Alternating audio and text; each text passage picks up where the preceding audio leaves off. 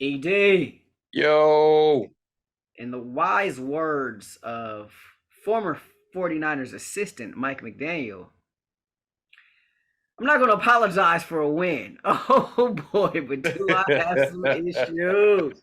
Your boy got some issues today, ED. okay. This is the Believe in 49ers podcast on Believe. He is Super Bowl champion Eric Davis. I'm Rahshaun Haylock. Plenty to get to on this show.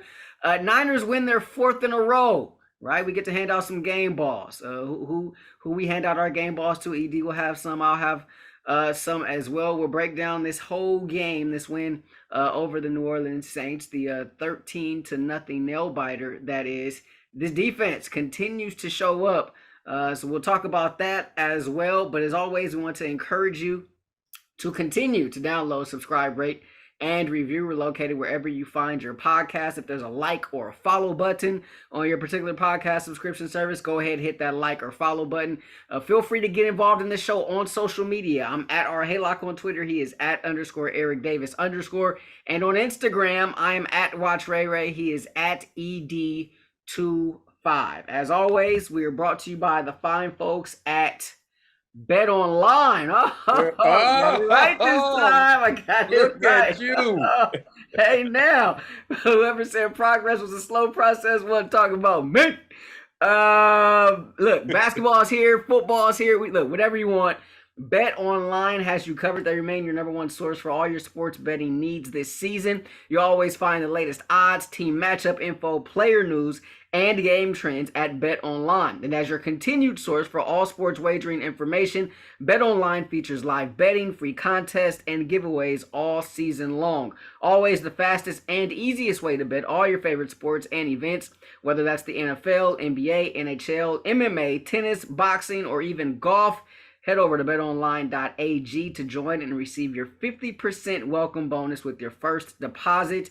Make sure you use the promo code BELIEVE, that's BLEAV, to receive your rewards. Bet Online, where the game starts. He is Super Bowl champion Eric Davis. I'm Rahshaun Haylock.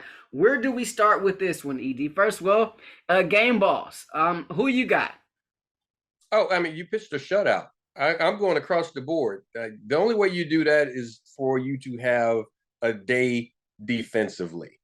And the guys put it together, found a way. When they needed a big hit, they got a big hit. When they needed a stop, they got a stop. They needed a turnover, they got turnovers. When your offense didn't show up, what do? You pull out the DIY kit. That's what they did. No complaints.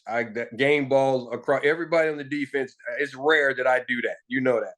But you pitch a shutout when you have to pitch a shutout. I like it. DIY sounds like my wedding. ED wifey and I got cracking on the whole DIY placeholders and table centers and all those little fun things that you put at the tables for all your wedding guests. Look, I said it last week. I mean, as long as this defense continue to pitch shutouts in the second half, as long as the streak continues, I'm gonna give a game ball to the entire defense, and they upped the ante, right? They said, I'll raise your 2 quarters. I'll see your 2 quarters, and I'll raise you 2 more. They went the whole game, the duration of that whole thing, all 60 minutes. So my game ball goes to the defense, and it was much needed. The shutout certainly was. I mean, you talk about 2 goal line stands, incredible Huff coming down, jarring that ball loose from Kamara. You're talking about big time plays down there at the goal line, and just to salvage it. So yeah, that's where my game ball goes to. I'm sticking with the theme here. You and I are in agreement on that, and so that's where we land. So I said issues at the top of the show. You did. I can't wait. It's maybe issues. Maybe it's a little perplexing. Okay. Maybe is a better word, right? Okay. I'm looking at this and 13-0. Offense probably left some points out there. I'm not sure how many points they really left out there, to be perfectly honest with you. Not a lot. I don't. Yeah, right. I mean, yeah. Like if I'm being honest, maybe 3.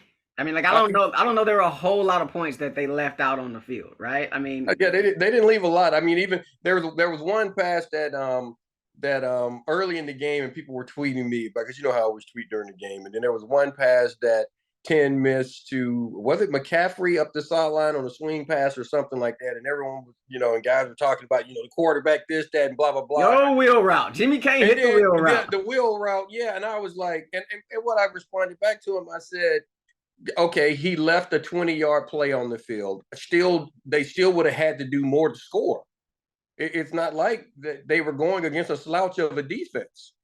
So Yeah, they didn't leave a lot out there. So, and that's the thing, right? So they didn't leave a lot out there, right? And so I say maybe three. I didn't necessarily agree with any of Kyle's fourth down calls deep in the red zone. The first one led to three. The second one, I have no idea. What I mean, Jimmy missed the throw at the pylon to Jennings, ended up coming short. They go for it on fourth, and then I don't know what he saw, but he decided to tuck and run, and that just wasn't popping, right? That just was not. Yeah.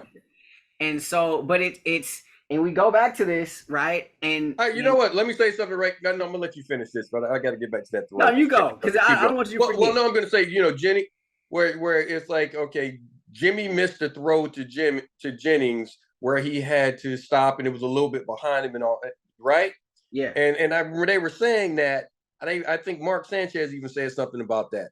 But Jennings, run that a yard deep into the end zone. You got to run a crisper route, right? Absolutely. You got to run that into the end zone. Okay, absolutely. Yeah, run to the end zone. Yeah, I agree with that. But so I didn't necessarily agree with any of the fourth down calls. One led to three. The other one, you get stopped, fourth and goal. Thank God the defense showed up, right? But when I look at this, and you fourth and goal never should happen. Kick the field goal. Keep going. My bad. And you got on me, and this has been kind of my ongoing thing here, right? And it's pass attempts, right? And look, defense showed up. You get a win. I'm not gonna be salty because truth be told, like if this would have went the other way, I'd have been hella salty today, right? And if I'm being a buck, I was not completely confident going into this one, right? Like I could see an L coming out of this one, right? This is going into it, right? So I'm not going to go there with it. However, you start to get up there in attempts. This cannot be a recipe for success. It simply cannot. But where I am with it, but then the other side of that coin is, you say whatever you want to say about Dennis Allen as a head coach. It went kind of whatever with the Raiders. He got his chance here with New Orleans, what have you. The reason why he's getting these chances is because he's a fantastic defensive coordinator. There he is. That defense, it almost seems as if they were in the Niners huddle for especially during that first half. Especially during that first half, right? Well, that's the part that you got to bring into play, bro, because I know it. I'm sorry for cutting you off, and I hope I don't mess up your train of thought. But you're talking about the passing attempts. You could not run the ball. Dennis Allen knew what was coming. And everyone, and I was getting those tweets, and they were talking about running the ball and all this stuff, and they're getting their butts kicked, the offensive line. And I kept telling guys, it's hard to play when they know what you're doing. And somebody was like, Trent's tipping it. I'm like, no, you see personnel, you see formations. I was sitting there at times saying, okay, this is about to be a fly sweep to Debo. This is about to be a toss pitch that's going. I could see it. If I'm starting to read the pattern, just watching it, the guys who are studying it and looking at every snap and every tendency and what you do on the hash and what you do 1st and 10 after a kickoff, what you do 1st and 10 after a punt, what you do after a game 1st and 10 within a drive. When you start looking at things like that, you pick up patterns. And Dennis was right. He was right. So now what happens is that Kyle has to go back to the lab. They got to do the self-scouting and start saying, okay, what are our tendencies? Because you haven't been doing it well enough because the team just caught up to you. And that's what happened. That's why he had to throw the ball. Kyle wants to run the ball, but the run wasn't working. It wasn't working. Well, and so that's what happened, right? You get behind the sticks and you have to throw the ball, right? Yes. And so and so for me, we talked about it last week, and I'm looking at Mexico and said it right here on this pod. That performance offensively needs to be the standard. This team took a step back on Sunday against the Saints. And it goes back to what you said in terms of being able to run the football. Now, them stopping it and your commit, like, so where do you fall on that in terms of them stopping it and then how committed you're going to be to the run game? Okay, you won a game by 3 scores. 2 scores. Okay, 2 scores. You won a game by 13. You're talking about the Saints game. Right. 13. Yeah, Saints game. You're right. 2 scores. You won it by 2 scores. I look at it as 3 scores because I'm saying you can score a touchdown and you can kick 2 field goals. But that's what the Niners did. and so that's 3 scores. That's so what I'm saying is that you touchdown, that's 3 scores. But I get what you're saying too, but it's a 2-score game. Semantics right there. But you do that. You did it against a good defense. So you beat a good defense by 2 scores. Now, fortunately for you, it was a day where you only needed to score twice. If truly, you needed a touchdown in those field goals. You should have had another field goal anyway. Because they should have gotten 6 points early on. There was no reason to do that. The way the defense was playing, I don't understand that decision. You make them have to score a touchdown. You take some of that. Your defense is playing that type of football, pitching a shutout. Why not take some pressure off of them and make a team have to score a touchdown to beat you, as opposed to leaving it where a touchdown can beat you? Why would you? That's what I keep talking about. You can't waste this defense. Why would you possibly put a defensive performance in position to be wasted like that? When they're doing that, that's why I'm like, some of the things Kyle does, and a lot of people like, that's showing you balls and all of this type stuff and being tough. Like, no, that's not smart. That's not smart. I mean, defensively, if I'm out there, I know it's my job to stop them from scoring, and that's what I plan on doing. But damn, come on, man. Like you truly want me to pitch a shutout? Like, those are perfect. So. But with that being no said, argument here. No. But you're doing it. But with that being said, okay, the Saints defense does not suck. Number one, especially when they have their players out there, when they have their regular rotation out there, and then on top of that, you've already touched on the fact that DA is a good defensive game planner and play caller. He's good. And has been for a long time. And they performed well. I don't necessarily think it was a step back. Every game is not going to be a 30-point game. You've seen it from Buffalo. You've seen it from the Chiefs. I mean, you've seen it from, you put up the high-scoring teams that have been, you've seen it from Philly this year. You've seen it from Miami. Scoring is down. Scoring is down in the league this year. But what I'm saying, even the teams that are scoring well, you're going to have that performance where they go up against a team that just plays ball, and you're not going to put up those big numbers. But with that being said, they were still able to move the ball. So this is what I told you back in the day when they were running the ball, and I was like, it's not the yardage, it's the commitment to it. This game right here, they were still able to sustain drives. They weren't going 3 and out. So think about this, where you were talking about the offense, like they took a step back. No, they were sustaining drives. They were giving the defense time to rest. They were moving the ball, moving the chains, putting themselves in position to do something, and then they just miss a play here or there. Or that's the perplexing thing to me, right? And that's the perplexing thing to me, right? Because it's like you told me back in the day, we first started this pod. Points win, yards don't win games. Points do, right? Yeah. And to your point, right? They're racking up the first downs. They're moving the sticks. They're moving the ball. They're accumulating all these yards. Yeah. You scored 13 points. But that's all they needed. That's all they needed. They could have won one. They could have won 1-0. So you got to go. You got to look at the situation in the day, the game. And someone will say, well, you can't do that against Miami. Well, I got to wait until I see Miami. I got to wait.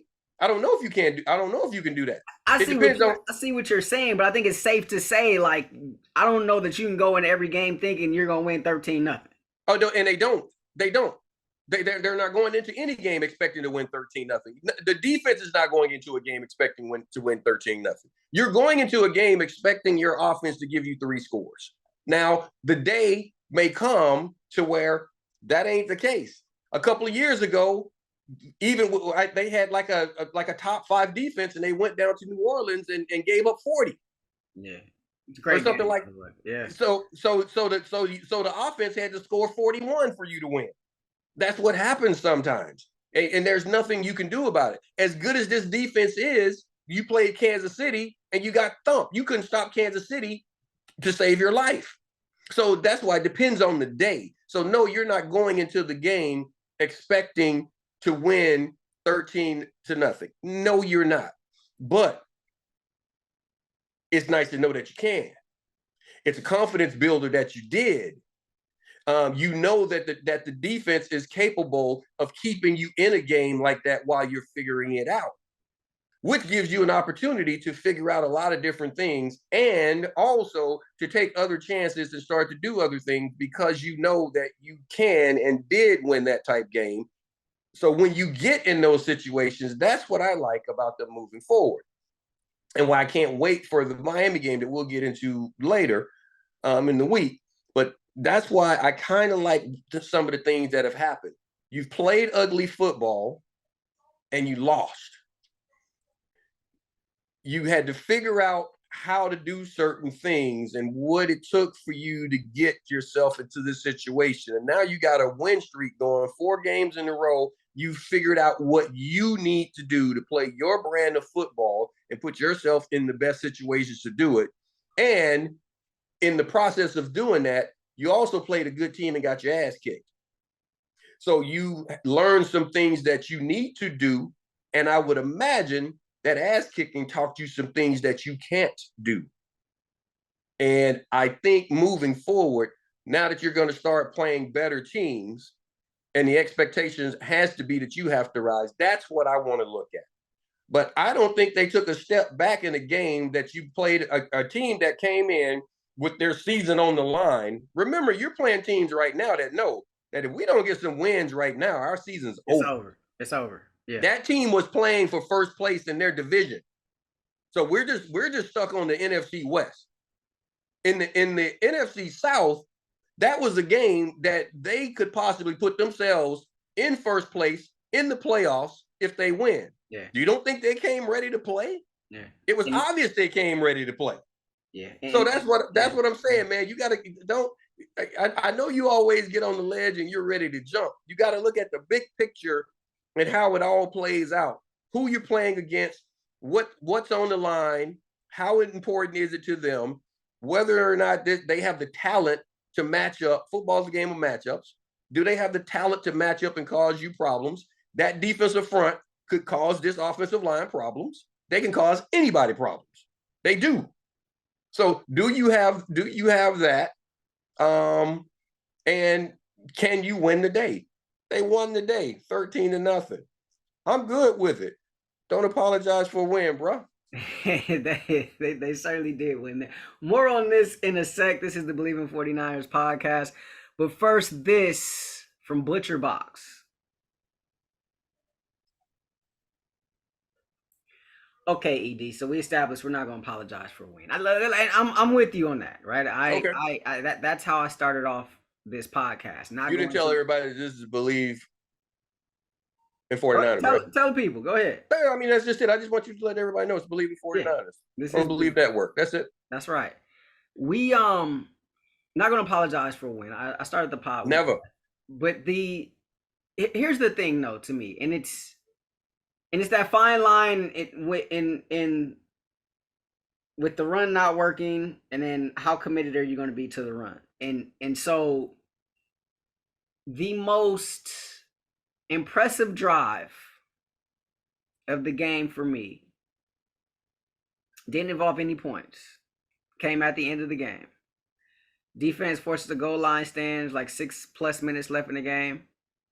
Offense never gave up the ball. Uh-huh. They never gave the ball back. They closed out the game. They ran their 4+ minute offense and sealed the deal. And that was all run plays, with the exception of one pass. It was all run plays. And so you start to total up some of those attempts, but those numbers get kind of skewed because that was sort of the end of the game, right? But when you look at it, prior to that last drive, right? I think they ran the ball like 7 times on that drive. Prior to that drive, just 20 rush attempts, somewhere in the neighborhood of 33, 34 pass attempts. Are you okay with that? Are you okay with that ratio? Prior to that drive, what was the score? It was 13-0. They put the game away. That was the drive to put the game away. So prior to that drive, you're saying, am I okay with that ratio? Prior to that drive, they were winning 13-0. I think they were okay. Why would I have a problem with it? Worked out. I'm not talking about Sunday. I'm talking about going forward. Like, is that, like, to me, that can't be the recipe. Listen, it was the recipe on Sunday. Now, the recipe, just like I said the previous week when you were like, you can't do that. I'm like, so you're telling me 2 more pass attempts would have taken them over the edge to a loss? No, it depends on the day, the opponent, what's happening, what's working, what's not working. That's just the way it is. Number one, we know the philosophy of this team. If they can run the ball, they are going to run the ball. If we know that, if you don't stop, just like that last drive, that they've been throwing the ball all game long and the run wasn't working, he would, if he had to throw the ball to get a first down, he was going to. When it came up, he did, right? But I'm going to run the ball. If you can't stop me from running the ball, Kyle is going to run the ball like it's Pop Warner. That's what he's going to do. And that's the most success they had running the ball all day, right? Well, that's what happens because now that's the most success they had, because the Saints right now, as much as they wanted the ball back, that was what you just said. That was the team that has found themselves, as I was saying earlier. I think they found themselves. They know who they are, and they know, okay, now it was time to sing them a lullaby. See, I look at that. I look at that a whole different way than you do. Okay. That was the most success they had running the ball all game, right? Mm-hmm. Prior to that, we agreed. Dennis Allen, he was doing his thing. He was in Kyle's huddle. He was in his head. He was on his play sheet. He was everywhere, right? Yep. That last goal line stand by the defense broke the back of the Saints. Oh yeah, it took their heart. They were done at that point. They were done. Yeah, it took their heart. So now offensively, offensively, you were able to do that. Well, no, offensively, but look, now, again, as I said, it's the situation, it's the moment. Do you think the Saints players went out there on the field not trying to get the ball back? Do you think they went out there saying, I'm going to allow you to run it? No, that was an offense that says, you know what? Since we know that the tide just changed and that drained them, sing them a lullaby, choke them out right now. It's time. And every team can't do that. You think a little bit of that carried over to the Saints defense also? What? A little bit carried. Well, the Saints, they want the ball. Those guys are coming back. But what I do know, but you don't think they were impacted by that Niners defense goal line stand? You don't think that impacted the Saints defense as well when they went back on the field? Yes, it did. But I also know that the Saints players walked that. So I'm saying emotionally, like you're pissed off that, like, I can't believe that just happened. But now you go out there into the huddle like, we got to get the ball back, because that's your job. That's your job. You can't. There's not one single person in the defensive huddle that can stop Kamara from fumbling. Not a single person that could do anything about that. So when you take the field, now you are a human being. Emotionally, are you effing kidding me? He did not just drop that ball. Yeah. That when that happens, but then you get out there in the huddle and you snap up. I got to get the ball back, because I still have time. If we go 3 and out right now, they got the ball on the 2-yard line. And that's what we would have been in the huddle like, look, if we stop them 3 and out right here, we're going to get the ball at midfield. So we got a shot at scoring quickly and getting right back in it. Because remember, it was, as you pointed out, it was a 2-score game. I mean, so you score a touchdown, you're in a dogfight, right? So there we go. So defensively, that's how you hit it. Yes, you felt the emotion of that, but offensively, the Niners, they came out and did what you've been wanting them to do. Put them to sleep. Rockabye baby. I mean, that's why I call it the most impressive drive of the game. That was the most impressive drive of the game for me. Didn't result in any points or anything like that, but that's what that was. But I also think that was a large part of that happened because of what happened with the defense did with Nick Bosa sack that ended up another goal-to-goal situation. That was for the Saints offense. Like that play broke the back of the Saints, in my opinion. The entire team. Yes and no, because they still had time. And I'm just saying, I get what you're saying, and I know football is emotion, but there's so much ebb and flow and so much emotion throughout every game, every drive. I mean, the very first drive that they had, and then they fumbled the ball. Though I mean, those things it gets you, man. And so all of those plays affect you.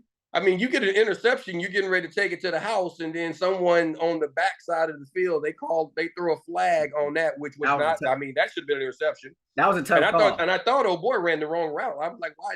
Like, well, he got bumped. Yeah. By the mic.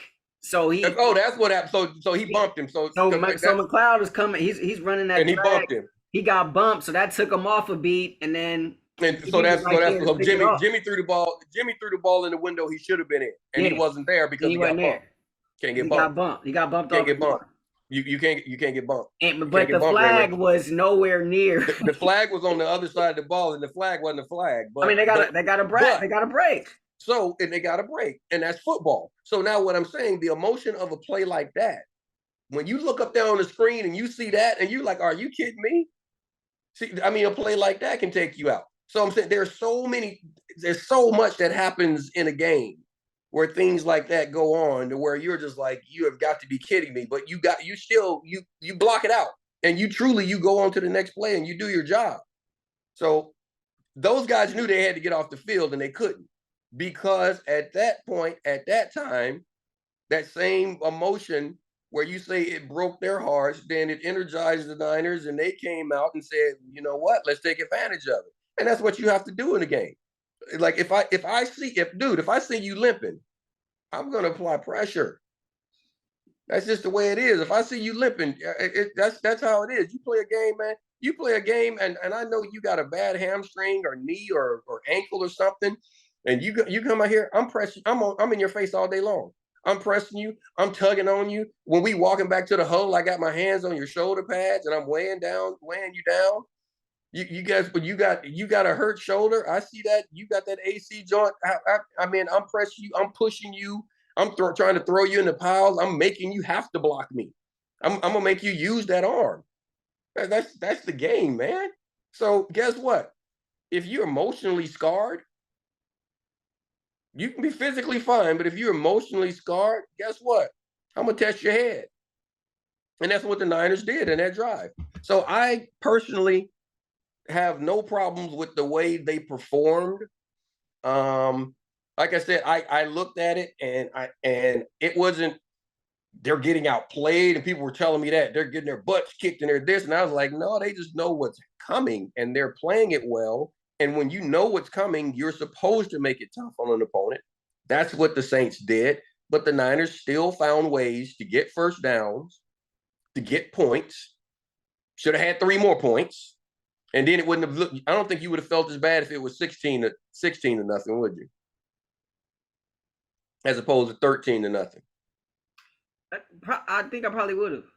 That was a good defensive performance. No, look. This has nothing. And actually, they should have scored a touchdown on one of those on that goal line stand. I think they could have gotten a touchdown on one of them. But this has nothing to do with the defense. This is. Nothing to do with the Niners defense. I'm pleased with what they're. Oh no, I'm talking about the offense. I mean, you give you give Dennis Allen and the Saints credit for, all the credit in the world. I mean, obviously, look, they got some guys over there, right? I mean, Cam Jordan is a dude. They were able to get him Yeah. back. Chris Harris, his best years may be behind him, but he's still pretty good in his own right. Look, Tyrann Mathieu is a guy that I wanted the Niners to go after in the offseason. They were unable to land. So they got some pieces over there, and they got a guy leading them, and Dennis Allen that know, like, they knew what was going on. At least it appeared that way. So 16-0, would I have felt better? No. 21-0, I'd have felt great about it. Drop the sticks, let's go home. But that wasn't the case. So yeah. So and see, I don't see much of a difference in the way they perform. I really don't. I mean, we can. It's obviously we can do the math, with the touch, but I don't see much difference in the way they performed. I think one of the field goal, I think they should have had another field goal easily. And I think one of the field goals could have possibly been a touchdown. But I don't see much. I don't see the lack of efficiency that I think you see because of the high level that the defense performed. Well, they didn't miss plays. Plays weren't there to be made because the Saints were making plays. That's how I feel about it.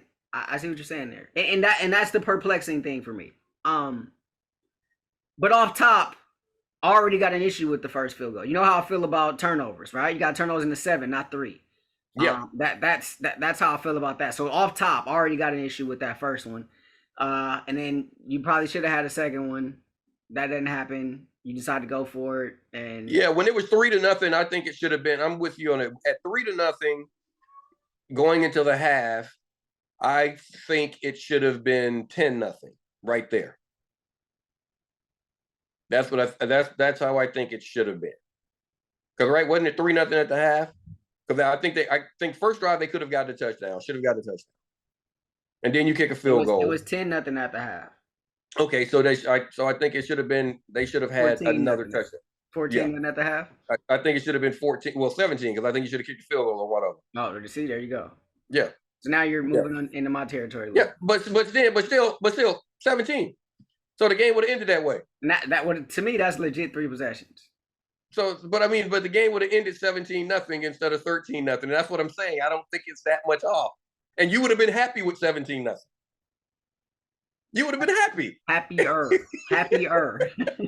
So that's what I'm saying. The Saints, the Saints played good football. The Niners played better football. And I think that they are learning how to win with what they have. And that's important. At this point in the season, the Niners are what now? What's the record? 7-4? 7-4. First place in the West. 7-4. So at 7-4, you have played. I sound very entitled, don't I? Well, yeah, you do.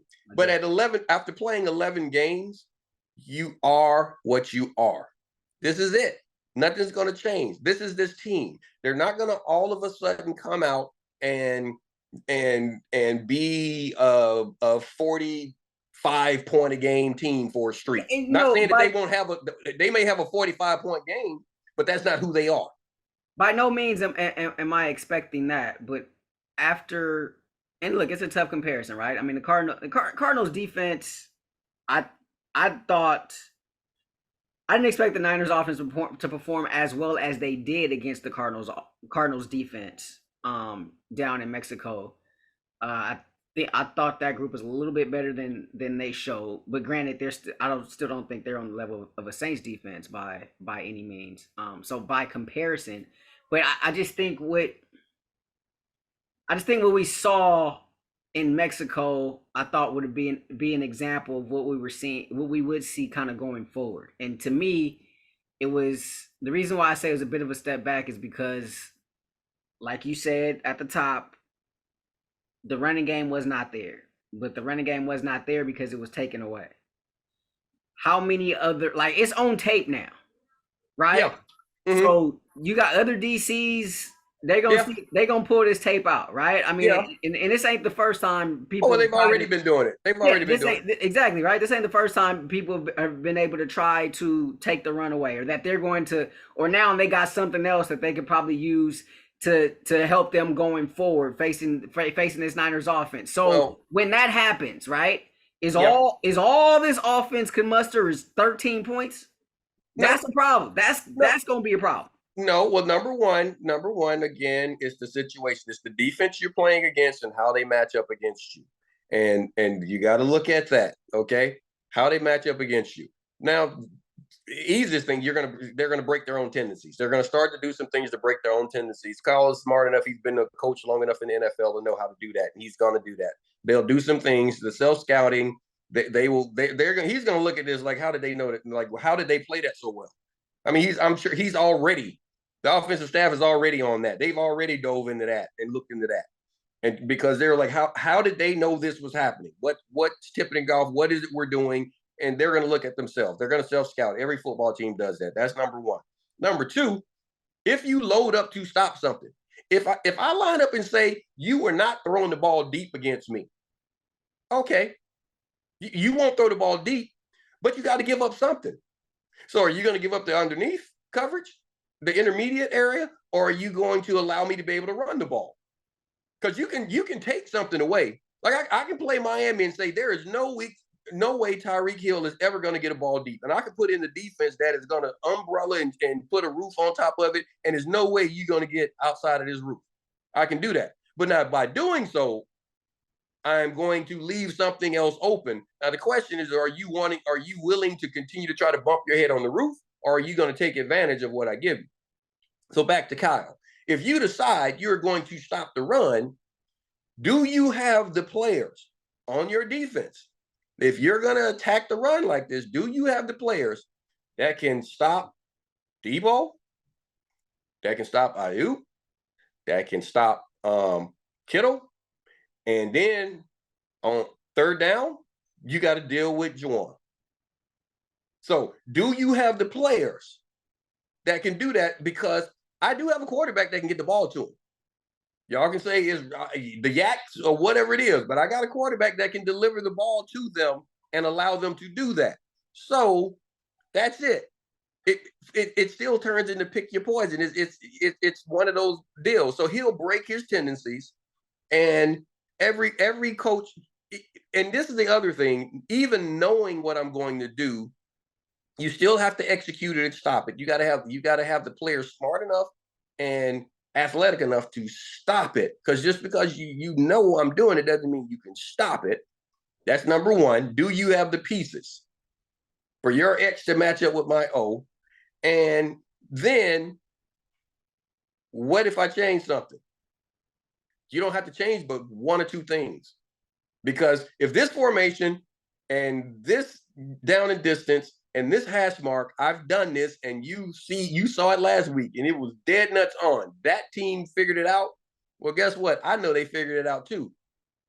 So, be prepared for the counter off of that. And once I do that once or twice on something you think you know, oh hell, there goes that tendency. And now you got and now you got a Miami team coming in that's you're gonna have to counter the counter to the counter, which both these staffs know each other particularly well. So that'll be interesting coming up. That's the next one. That is The the next. team, can I tell you, the team that decides to not try to do all the trickery and just do what they do will have the most success. A little prequel into the preview, huh? Yeah. Nice. As always, we want to continue to encourage you to download, subscribe, rate, and review. We're located wherever you find your podcast. If there's a like or follow button on your particular podcast subscription service, go ahead and hit that like or follow button. Get involved in the show. On Twitter, I'm at Haylock. He is at _ Eric Davis _ and on Instagram, I'm at Watch Ray Ray. He is at ED25. Oh, some news. Obviously, Niners. You would have hoped they would have come out of this one a lot healthier. Yeah. Looks like Eli is going to be out. Elijah Mitchell is going to be out 6 to 8 weeks with a sprained MCL. Burford went down too. Spencer Burford looks like he may be okay, according to the reporting out there from Jennifer Lee Chan, also David Lombardi as well from The Athletic. Jennifer from NBC Sports Bay Area. So we'll get into that. Wait, hold on. One thing I want to say right here, because I was about to get to that before we left, and then we can go up after this. Remember when Christian McCaffrey came, and you were like, "I don't get it, and why you do this, and all this stuff," and I said, "Kyle, that's a John move. He knows Kyle needs a running back. He's got to have a running back, a certain type running back for his offense to work, and he's trying to give him an opportunity." And you were like, "You could have used that on the lineman, and you could have done this." And I was, and I like, nope, I'm okay with it. Aren't you okay with it now? Especially with Mitchell going back down. Well, yeah, but the thinking at the time was you still had Jeff Wilson. Okay, and I was telling you at the time, the thinking at the time, I said he's got to have a running back that can run his offense the way he wants it run, and Jeff Wilson wasn't that guy. Jeff Wilson had never been that guy. Jeff Wilson knew he wasn't that guy. That's why he asked to get traded. I mean, honestly, a lot of talk coming out of Miami too in the last couple of days. We'll have to get into that as well. But yeah, I mean, I'm glad someone's there. Absolutely, you're right about that. I am glad someone is there. But I'm obviously a lot higher on Jeff Wilson than you are. So it's not like I was higher on radio than you were. So no, it's not a knock on any of them. I'm just saying if you've been in the league, you're talking about a guy, a bona fide dude, which McCaffrey is. Yeah, and I'm just saying, like with Mostert, I told you about Mostert. I'm just like, they're not going to build their offense around Mostert because no one has, and that's the same thing with Wilson. Like, he's not that guy. He's been on the team too long. He would have had an opportunity to be that guy by now. Nobody gets hidden that long. And I'm sorry. Everyone in the NFL is good, so everyone is capable of having a stretch like Mostert had. He had an outstanding stretch, and he did it, but he had never done it before, and I doubt if he's ever going to do it again. That was his moment. I mean, and it's the same thing where you would see a really, really good player have a bad stretch. Or bad, like right now, Tom Brady. Tom Brady's not a bad player. No. But Tom Brady's not playing well. So one bad stretch does not make you a bad player. That has to be applied when it's a good stretch. One good stretch doesn't make you a great player because you had that good stretch when everything else you've ever done in your career says you're a guy. And that's all I'm saying. So that's the way I look at it. I'm not. So it's not a personal attack or anything like that. I'm just saying your career has shown me that you're this type player. I know you're capable of really good stuff. You wouldn't be in the NFL if you weren't capable of it. But I just know you can't do that in stretches. Or you would have been doing it in stretches. Consistency, right? Consistency matters. The league is not about being good. It's about being consistent, bro. So Jordan I'm just glad to see him. I'm glad he's here right now because we need him. Well, and I'm glad about that too. He's changed the offense dramatically since. I mean, we've seen the ticking yards, the ticking points as well in terms of this offense since he joined the team. Jordan Mason got some carries, so we'll see if he's the guy along with C-Mac now that Elijah Mitchell, is going to be out 6 to 8 weeks. Tough blow for him, tough blow for the team, obviously. So, Elijah Wilson. I wonder if they ever would have gotten on the field. So hopefully, I mean, there's a lot of injuries there. That's all I'm saying. Wishing a speedy recovery for Mitchell. Unfortunate for him. Feel free subscribe on YouTube. Give us a like on YouTube. Believe in 49ers, and you should see this episode or some of our previous episodes. Go ahead and give those some likes as well. From a partner, Super Bowl champion Eric Davis, I'm Rahshaun Haylock. This has been the Believe in 49ers podcast on Believe. We'll see y'all later.